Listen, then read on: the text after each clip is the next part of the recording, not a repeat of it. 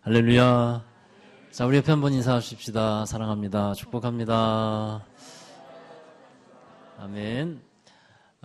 성가대 찬양 은혜 가운데 잘 들었습니다. 성가대가 많이 부흥했습니다. 많이 부흥해 주셔서 감사드리고요. 오늘 말씀의 제목은 성령의 인도하심을 따르는 삶인데, 이게 이제 내일부터 있을 새날 새벽 기도회의 주제 말씀이기도 합니다.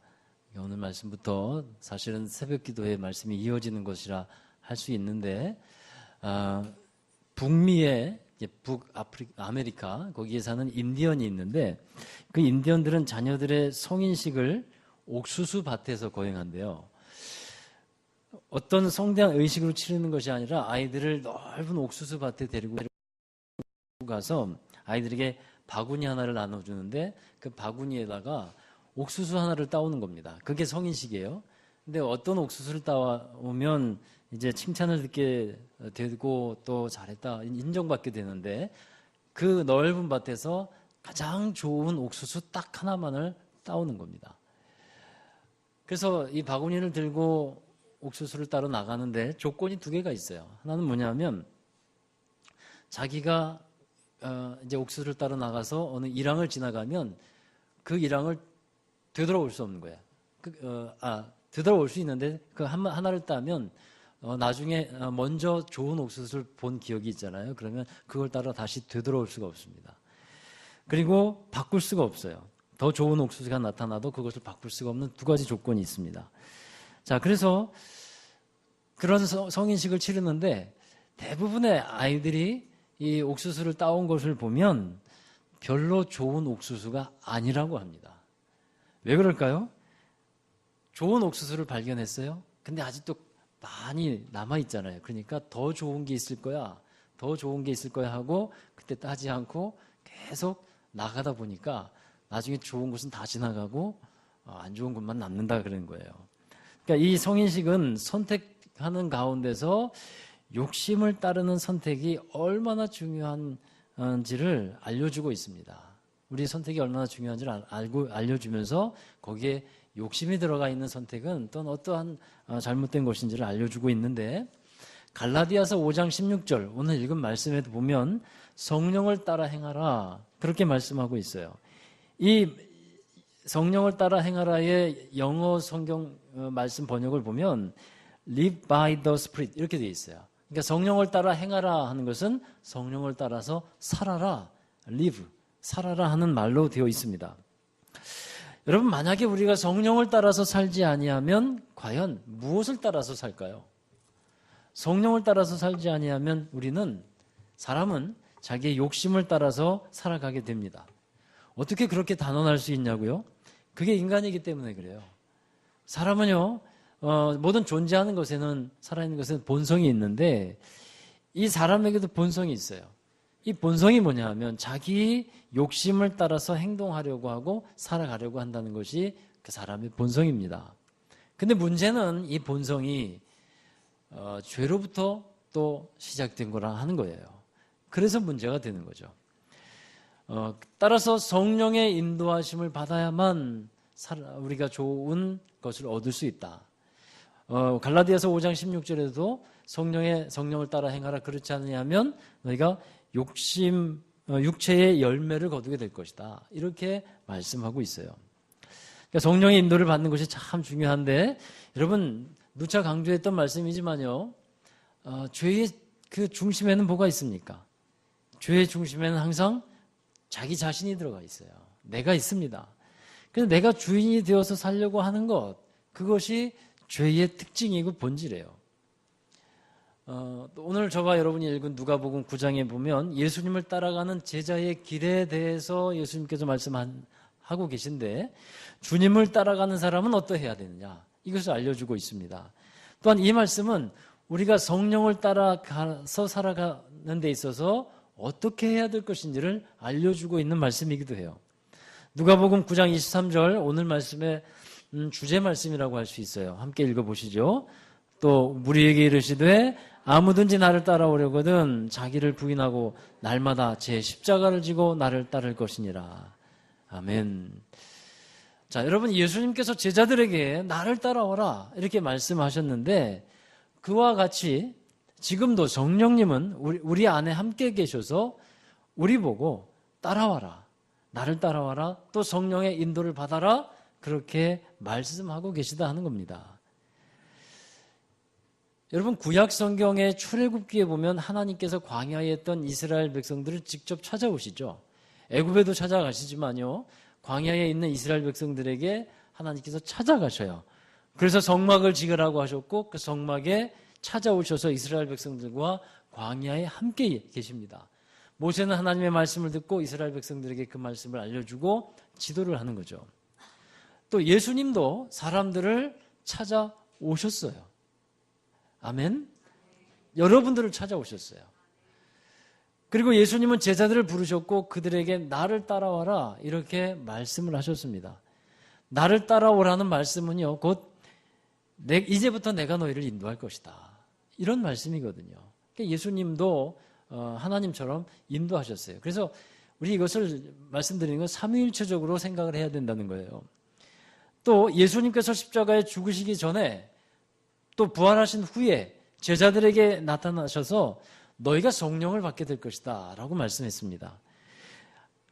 우리 하나님 아버지께서 너희에게 성령을 보내주실 것인데 그 성령께서 너희를 이제 가르치실 것이고 너희와 함께 있을 것이고 너희를 인도해 주실 것이다. 할렐루야. 그렇게 말씀해 주셨어요. 그래서 예수님의 그 말씀과 약속대로 성령님은 믿는 사람에게 임하였어요. 그래서 우리와 함께 하고 계시는데, 여러분, 지금 우리가 어떤 시대를 살아가고 있는가를 알아야 합니다. 우리는 성령으로 인도받고 있는 시대를 지금 살아가고 있는 겁니다. 성령으로 인도받고 있어요. 우리가 성령의 인도하심을 받으려고 할 때에 필요한 것은 성령님이 누구신가, 이 점을 명확히 아는 겁니다.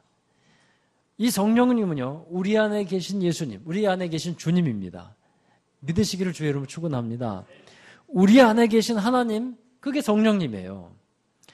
그래서 성령을 안다는 것은 곧 예수 그리스도를 아는 것에서 시작을 하는 거예요. 예수 그리스도를 알아야 하나님을 알고 예수님을 알아야 우리가 성령을 알게 되는 겁니다. 그래서 성령을 다른 말로 예수의 영이라 이렇게 부르고 있죠. 자, 여러분, 오늘 저와 여러분이 함께 읽은 본문에 보면 예수님이 기도하실 때에 제자들에게 질문을 합니다. 무리가 나를 누구라 하더냐 하는 것이었어요. 그 질문에 제자들은 대답을 하는데 어떤 이는 세례 요한이라고 하고요, 어떤 이는 엘리야라고 하고요, 어떤 이는 선지자 중에 하나가 살아났다 이렇게 말합니다. 예수님이 제자들에게 다시 묻죠. 너희는 나를 누구라 하느냐. 여러분, 사람들이 세례 요한이라 부르고 예수님을 엘리야라고 하고 선지자라고 한다는 그 말씀을 듣고서 예수님은 특별한 반응을 보이지 않으셨어요. 뭐 화를 내시거나 어떻게 그런 말을 하냐 뭐 이런 반응을 하지 않으셨어요. 왜 그럴까요? 이 사람들은 예수님이 누구인지를 잘 몰라요. 그게 그다지 이상한 것이 아니기 때문에 예수님은 거기에 특별한 반응이 없었어요. 그러나 제자들은 달랐어요. 제자들은 예수님은 제자들을 보고 분명하게 묻습니다. 사람들은 그렇게 얘기하지만, 그렇게 나를 알고 있지만 너희는 나를 누구라 하느냐, 어떻게 알고 있냐는 거죠. 그때 베드로가 대답하죠. 하나님의 그리스도이십니다. 여러분, 그리스도가 무슨 뜻입니까? 기름 부음 받았다 하는 뜻이거든요. 근데 기름 부음 받는다는 건 하나님께서 이제 구별하셨다는 거예요. 그 선지자, 제사장, 또 구원자로 이렇게 왕으로서 기름 부음, 구별하신 것인데, 바로 하나님께서 예수님을 구별하여 주셔서 우리에게 그리스도로, 구원자로 주셨다 하는 말씀이에요. 이 고백을 마태복음 16장에서는 주는 그리스도시요 살아계신 하나님의 아들입니다, 이렇게 하고 있는 거예요. 똑같은 말씀인데 그렇게 마태복음에는 적고 있고 누가복음에는 하나님의 그리스도입니다 라고 적고 있어요. 자, 여러분, 우리의 믿음은요 더욱 확실하고 더 분명해야 합니다. 예수님에 대해서 더 확실히 알아야 합니다. 예수님만이 그리스도이심을 분명히 아는 여러분 되기를 바랍니다. 자, 그러할 때에 그분을 따를 수 있는 거예요. 나를 인도하고 있는 분을 알지 못하는데 내가 어떻게 따라갈 수 있겠습니까? 물론 여행 가면 가이드가 잘 알고 있으니까 그래도 나보다 잘 아니까 믿고 따르는 거잖아요. 근데 우리의 인생을요, 우리의 삶을 내가 알지도 못하는 그 분에게 어떻게 맡길 수 있겠습니까? 양이 목자를 따라가지 않습니까? 왜 따라가냐면 목자를 알기 때문에 따라가는 거예요. 또 그리고 목자는 양을 알아야 인도할 수가 있는 겁니다. 그래서 요한복음 10장에서는요, 이러한 상호적인 관계를 이렇게 말씀하고 있는데, 요한복음 10장 14절 말씀 보십시다. 나는 선한 목자라. 나는 내 양을 알고 양도 나를 아는 것이. 그러니까 알아야 따라간다는 거예요. 알아야 인도를 받습니다. 그러므로 여러분, 우리 주님을 잘 아는 여러분 되기를 바랍니다. 성령의 인도를 받는다는 것도요, 이러한 원리가 작용을 하는 겁니다. 제자들이 예수님이 그리스도이심을 알고 따라가게 되었듯이 성령을 알고 알아야 따라갈 수 있게 되는 거예요. 이 성령은 곧 예수 그리스도예요.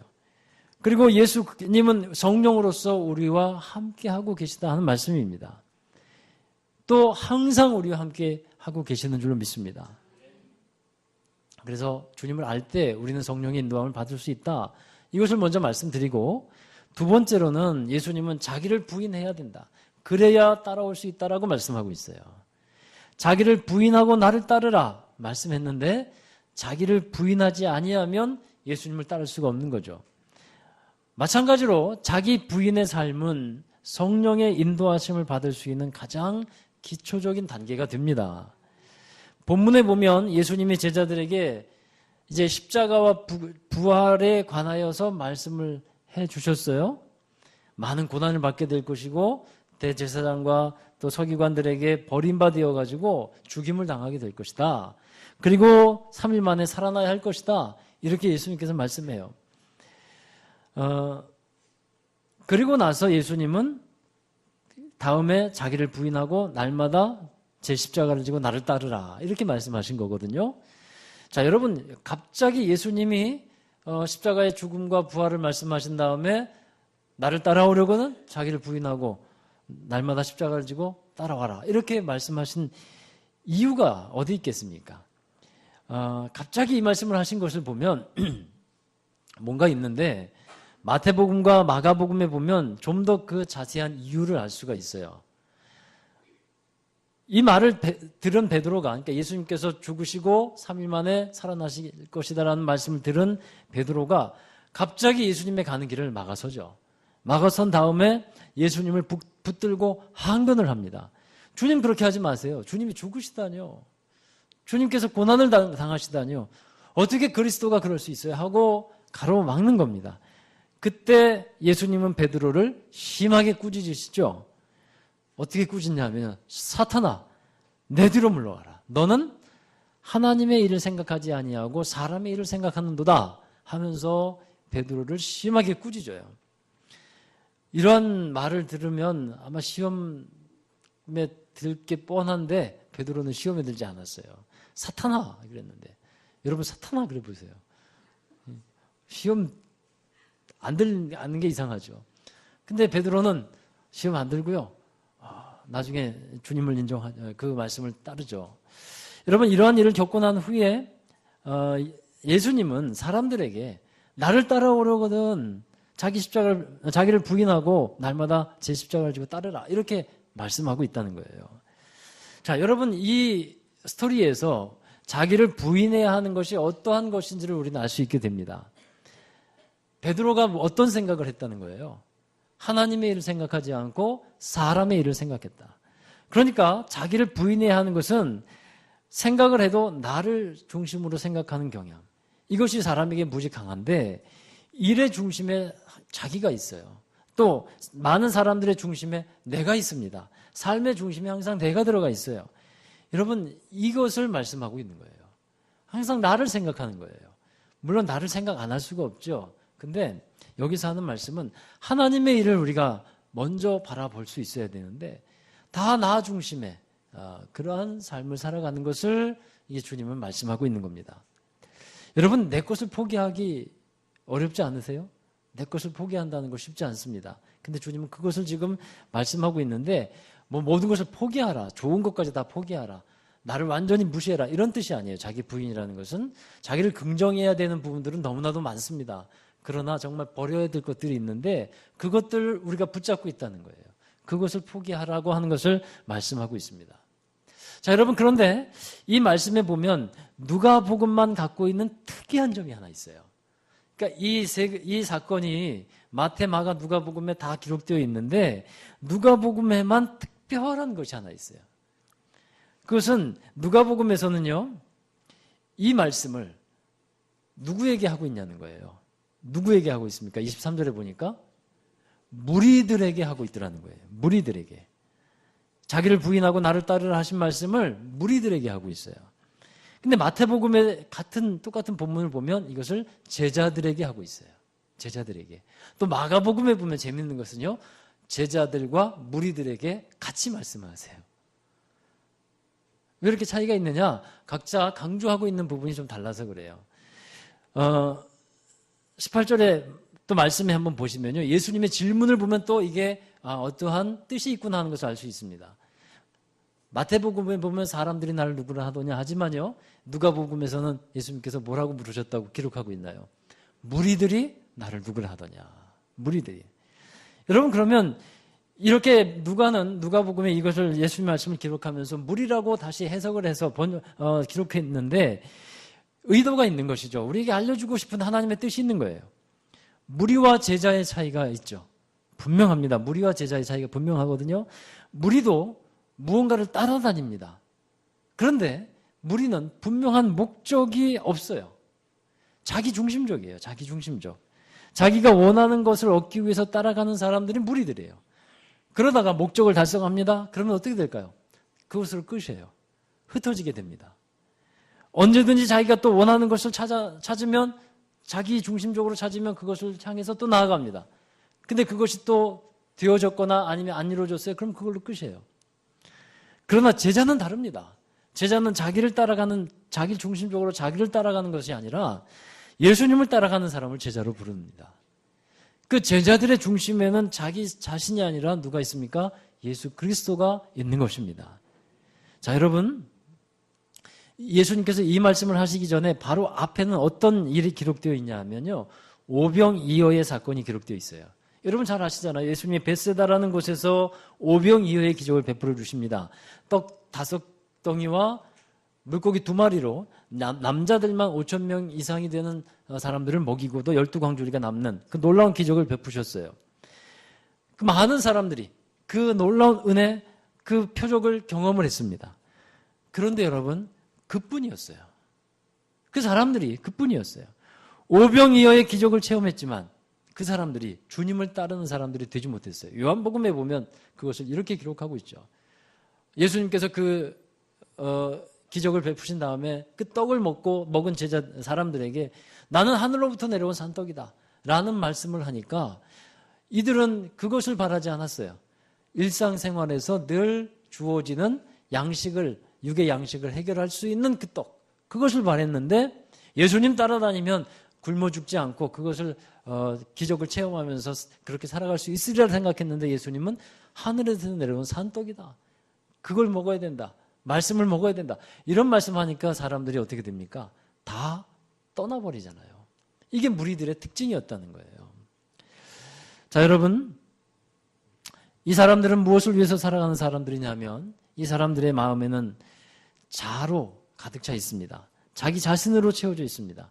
내가 원하는 것을 얻기 위해서 예수님을 따라왔어요. 그러나 자기 자신을 넘어서지 못합니다. 자아를 버리지 못합니다. 그리고는 나중에 다 떠나요. 그런 사람들에게 예수님께서 나를 따르려면 자기를 부인하고 나를 따라야 된다라고 말씀하고 있는 것입니다. 자기 중심적인 생각과 틀을 벗어버려야 한다는 것이죠. 여러분, 우리가 잘 알아야 될 것은 내가 내 것을 얻으려고 내가 내 것으로 중심적으로 생각한다고 해서 얻어지는 게 아닙니다. 하나님을 위해서 살아갈 때, 하나님을 쫓아갈 때, 우리가 주님을 따라갈 때 주님께서 허락해 주시는 것임을 기억하시기 바랍니다. 누가복음 5장에도 보면요, 밤새도록 갈릴리 바다에서 고기를 잡이하고 한 마리도 잡지 못했던 베드로가 그 다음날 아침에 예수님을 만나고 나서 예수님의 말씀, 깊은 데로 가서 그물을 내려라. 그 말씀 듣고 베드로는 말하잖아요. 내가 밤이 맞도록 고기를 잡아서 한 마리도 못 잡았지만 주님 말씀 의지해서 잡도록 하겠습니다. 그물을 내리겠습니다. 무슨 말입니까? 내 생각에는 안 되는 건데요. 내 판단에는 내가 어부의 전문가인데 이거로는 안 되는 거지만 그러나 주님 그렇게 말씀하시니 내가 내 생각 내려놓고 내 판단 내려놓고 그렇게 행하겠습니다. 이것이 베드로의 고백이었다는 거예요. 여러분 신앙생활을 하는 가운데 여러 장애물들이 나타납니다. 근데 그 중에서 가장 큰 장애물은요. 어디에 있냐면 자기 자신에게 있어요. 우리 안에 거대한 산맥 같은 것들이 있는데 그것이 자기의 굳어진 생각들, 자기를 포기하지 못하고 내려놓지 못하는 그 고집들 이런 것들이 우리에게는 아주 거대한 산맥들이 되어 있어요. 신앙생활을 할 때 사람과 사람 사이의 관계가 어려워져서 힘들어하는 사람들이 많이 있습니다. 어떤 말 때문에 상처받고 힘들어하기도 합니다. 별의별 생각이 다 들어요. 사람들 때문에 신앙생활에 장애물이 생긴 거예요. 그런데 여러분 따지고 보면요. 그것은 그 사람의 문제가 아니에요. 오히려 자신의 문제인 것입니다. 받아들이기 힘든 말을 하는 사람이 있을 때 한번 생각을 바꿔보세요. 그럴 수 있지라고만 생각이 들면요. 그 사람은 아무것도 문제가 되지 않아요. 전혀 문제가 되지 않습니다. 내가 문제가 되는 거예요.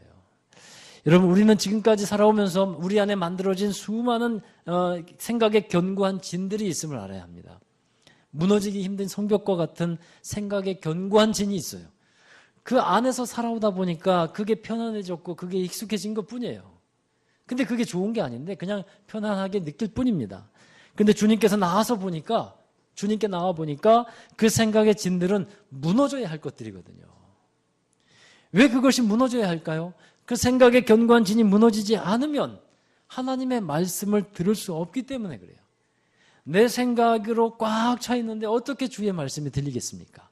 그 생각의 견고한 진이 무너져야만 주의 말씀이 들려지고 그것이 주의 말씀으로 마음이 채워지게 되는 겁니다. 지금은 목사님이 됐지만 하덕규라고 하는 가수가 시를 하나 쓰고 노래를 불렀죠. 가시나무새라고 하는. 그때 그 가사가 어떻게 됩니까? 내 속엔 내가 너무도 많아. 당신의 쉴 곳이 없네. 내가 너무도 많으니까 주님께서 우리 안에 들어와서 계실 곳이 없더라는 거예요. 내 생각이 너무나 꽉 차 있는 거죠. 여러분 성령의 인도를 받는다는 것 자기 안에서 벌어지는 싸움에서 승리할 때 주어지는 것인 줄 믿습니다. 내 것을 내려놓는 것 이거 싸움이거든요. 내 것을 자아를 내려놓고 자기 것을 포기하는 것 이것은 자기와의 싸움이에요. 우리 안에 계신 성령님은 우리를 인도하고 싶어 하십니다. 근데 그것을 가로막고 있는 것이 자기 생각이고 자아의 욕심이에요. 이 자기 욕심을 내려놓는 것 이것이 바로 자기 부인이라고 하는 겁니다. 갈라디아서 5장 17절의 말씀 함께 읽어보겠습니다. 육체의 소욕은 성령을 거스리고 성령의 소욕은 육체를 거스리나니 이 둘이 서로 대적함으로 너희의 원하는 것을 하지 못하게 하려 함이니라. 사도 바울은요 자아의 욕심이 성령의 하는 일을 방해한다는 것을 알았어요. 그래서 그가 고백하고 인정하는 것은 자기의 옛사람은 예수 그리스도와 함께 어디에 못 박혔다? 십자가에 못 박혔다. 그리고 세상에 대해서도 자기는 못을 박혔다라고 말하고 있어요. 세상에 대해서 죽었고 십자가에 못 박았다. 자, 이와 같이 자기를 부인하는 겁니다. 그것이 사도 바울의 고백이에요. 그러할 때 비로소 성령이 이끄시는 삶을 우리는 살아갈 수 있게 됩니다.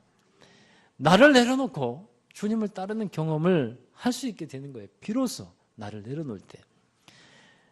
근데 나를 내려놓아야 되는데 자꾸 실패할 때가 있어요. 내 욕심이, 내 교만이, 내 과거의 잘못된 성질이 성령님을 따르지 못하게 만드는, 그래서 실패하게 되는 그런 경험들이 또 있습니다. 그게 가끔 나타나요. 그렇지 않습니까? 그래서 예수님은 나를 따라올 때 어떻게 따라와야 된다고 말합니까? 날마다요. 날마다. 왜냐하면 한 번 이겼다고 해서 영원한 승리가 아니기 때문에 날마다 자기를 부인하고 따르라고 말씀하는 겁니다. 자, 이것에 대해서 사도 바울도 언급하고 있어요. 고린도전서 15장 31절 함께 읽어봅니다. 형제들아 내가 그리스도 예수 우리 주 안에서 가진 바 너희에 대한 나의 자랑을 두고 단언하노니 나는 날마다 죽노라. 아멘. 자기는 십자가에 못 박혔음을 고백하고 있어요. 근데 그것이 언제 또 고백이 됩니까? 날마다 확인되고 고백되고 인정되고 그런 거예요. 한번 자기를 부인한 것 잘한 것이지만요, 우리는 계속 날마다 순간마다 그렇게 고백하면서 살아가야 하는 것입니다. 그리고 예수님께서 또 한 가지 요구하신 것이 있죠. 자기 십자가를 져라. 자기 십자가를 지라는 것이 무엇일까요? 여러분, 자기 십자가를 지는 것이라고 하면 자기가 삶 속에서 짊어지고 가야 할 여러 부담들, 책임들, 또 부모로서 또는 어떤 일을 맡은 사람으로서 무거운 의무 같은 것을 생각하게 됩니다. 근데 십자가를 진다는 것은요, 궁극적으로 이런 뜻이에요. 하나님의 뜻을 이루어 간다고 하는 뜻이에요. 이게 십자가를 지는 거예요. 예수님께서 겟세마네 동산에서 십자가에 달리시기 전에 기도하시잖아요. 나의 원대로 마옵시고 아버지의 원대로 하옵소서. 자기 십자가는요, 아버지의 뜻을 이루어 가는 것입니다. 그게 자기 십자가를 지는 거예요. 우리 안에서 역사하고 계시는 성령의 뜻을 따라서 살아가는 것, 그것이 곧 뭐냐 하면요, 십자가를 지는 삶을 말하고 있는 겁니다. 성령께서 원하시는 것을 따라가면서 우리가 살아가게 될 때 결국 우리는 무엇을 이룰까요? 하나님의 뜻, 주님의 뜻을 이루게 될 줄로 믿습니다. 그것이 바로 자기 십자가를 지는 것이에요. 하나님이 원하시는 삶, 그것을 따라가는 것, 그게 바로 십자가를 지는 것이라는 말씀이에요. 베드로가 하나님의 일을 생각하지 않고 사람의 일을 생각했다고 해서 예수님께 책망을 들었는데, 성령님은요, 우리 안에서 하나님의 일을 생각나게 하시는 거예요. 하나님의 일을. 그것이 때로는 내 생각과 부딪히는 거죠, 속에서. 그러나 그때 주님의 말씀을 기억하십시오. 자기를 부인해라. 자기를 부인해라. 바울의 고백처럼 나는 그리스도 안에서 죽었다. 이것을 고백하면서 인정하며 살아가는 여러분 되어야 할 줄로 믿습니다. 그러할 때 성령께서 원하시는 것을 향해서 나아가고 비로소 자기 십자가를 질 수 있게 되는 거라 말씀이에요. 예수를 깊이 생각하라고 하는 유기성 목사님의 책에 이런 글이 있었어요. 이 목사님이 예수님을 만나고 나서 충격적으로 깨달은 것이 있는데, 그것은 바로 하나님께서는 우리가 얼마나 성공했느냐를 보는 것이 아니고 우리가 얼마나 이기었느냐, 이것을 보신다는 거예요. 얼마나 이겼느냐. 우리가 주님께 보고 드릴 것이 뭐냐 하면, 주님, 우리는 이겼습니다. 피곤을 이겼고 추위를 이겼고 나태함을 이겼고 낙심을 이겼습니다. 우리가 죄를 이겼고 마귀를 이기고 세상을 이기고 자기 자신을 이겼습니다. 할렐루야. 이것을 주님께서는 기뻐하시고 또 보고를 받으시면 우리에게 칭찬하시는 것입니다. 여러분, 자기를 부인하는 것, 곧 자아의 욕심을 내려놓고 주님을 따르는 것을 말하고 있어요. 내가 주인 되어 살고 있었던 것을 내려놓고 성령의 인도하심을 따라서 살아가는 여러분 되기를 주의 이름으로 축원합니다. 또한 여러분에게 그렇게 살아감으로 말미암아 승리가 있기를 주의 이름으로 축원합니다. 우리 함께 기도하겠습니다. 거룩하신 하나님, 우리에게 승리를 주시고 우리를 인도하여 주시는 하나님 감사드립니다. 우리에게 성령을 통해서 예수님을 알게 하시고 또 지도하시고 인도해 주셔서 주님의 뜻을 이루는 삶을 살게 하여 주시오니 감사드립니다. 거룩하신 하나님, 우리의 삶 속에 우리가 날마다 주님의 뜻을 따르고 우리 자신을 부인하고 나의 옛 자아를 부인하며 주님의 뜻을 이루어가는 모든 믿음의 사람들 되도록 이끌어 주옵소서. 우리를 승리하게 하여 주시는 주님, 주님의 말씀에 순종하며 따라가게 하여 주시기를 간절히 원하오며 또 그렇게 결단하며 우리 주 예수님의 이름으로 기도하옵나이다. 아멘. 우리 다 함께 자리에서 일어나셔서 찬양하겠습니다. 우리의 삶은 하나님께 맡겨드리는 삶입니다. 곧 하나님께서 주님께서 우리의 주인 되신 삶을 살아가는 것입니다. 이 시간 찬양함을 통해서 내가 주인 삼았던 것 우리 다시 내려놓고 주님을 따라가십시다. 성령의 인도하심을 따라가는 귀한 삶이 되기를 바랍니다. 내가 주인 삼은 내가 주인 삼은 모든 것 내려놓고 내 주 대신 주 앞에 나가 내가 사랑했던 모든 것 내려놓고 주님만 사랑해. 내가 주인 삼은 모든 것 내려놓고 내 주 대신 주 앞에 나가 내가 사랑했던 모든 것 내려놓고 주님만 사랑해. 주 사랑 거친 풍랑에도 주 사랑 거친 풍랑에도 깊은 바다처럼 나를 잠잠케 해. 주 사랑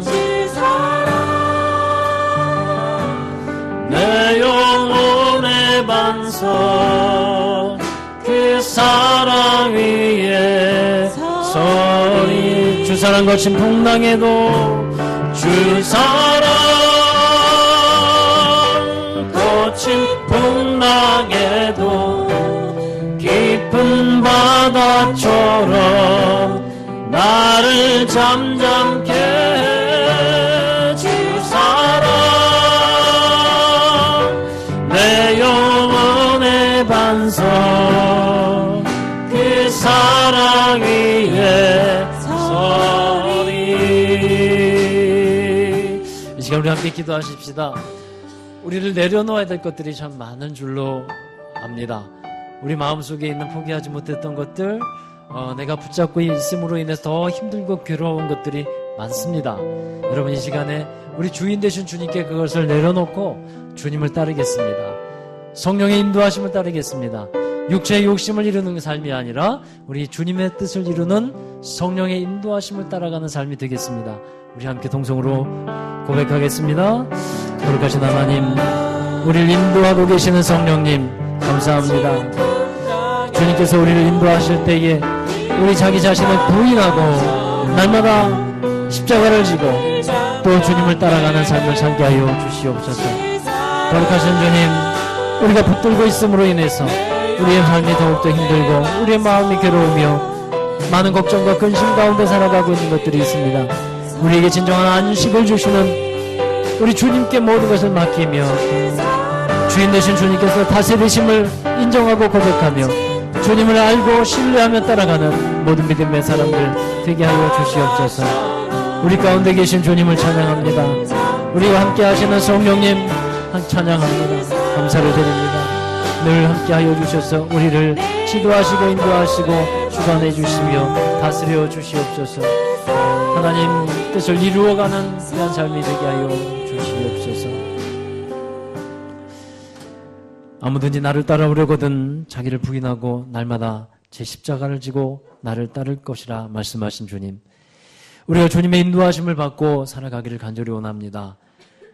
내가 주인 되어서 살고 있었던 것들, 이 시간 주님께 모든 권리와 주권을 이양하기를 원합니다.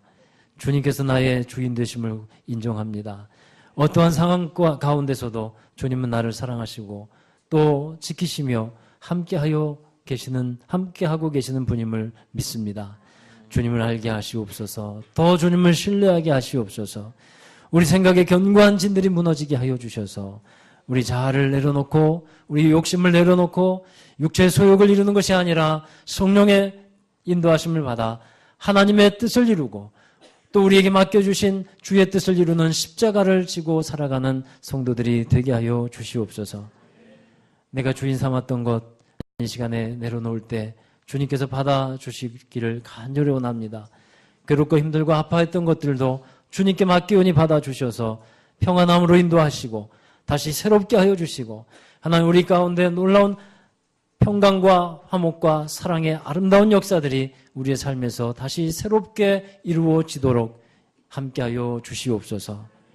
또한 이 시간에 여러 가지 일로 인해서 괴롭고 힘든 이들을 기억하여 주시고 늘 주님 주시는 평안함과 육체의 강건함과 또 우리 가정의 놀라운 기쁨으로 주님의 은혜로 함께하여 주시옵소서.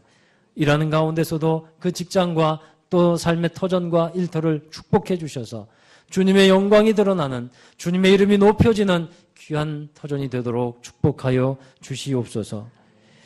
우리 자녀들을 축복합니다. 우리 자녀들이 하나님을 아는 지식과 지혜로서 살아가게 하여 주시고 어려서부터 하나님을 경외하며 장래에 주님께 귀하게 쓰임받는 우리 자녀들 되도록 축복해 주시옵소서. 이제는